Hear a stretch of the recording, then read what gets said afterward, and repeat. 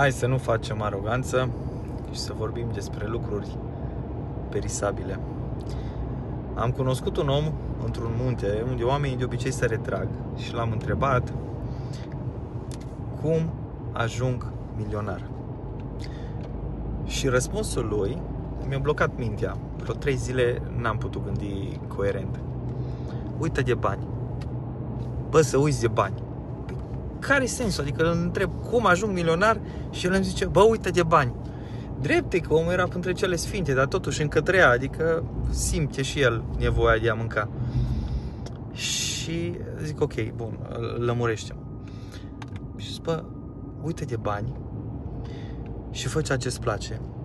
Dar în așa fel să faci ceea ce-ți place, încât să fii cel mai bun în ceea ce-ți place. Și concurează doar cu tine și învață de la alții.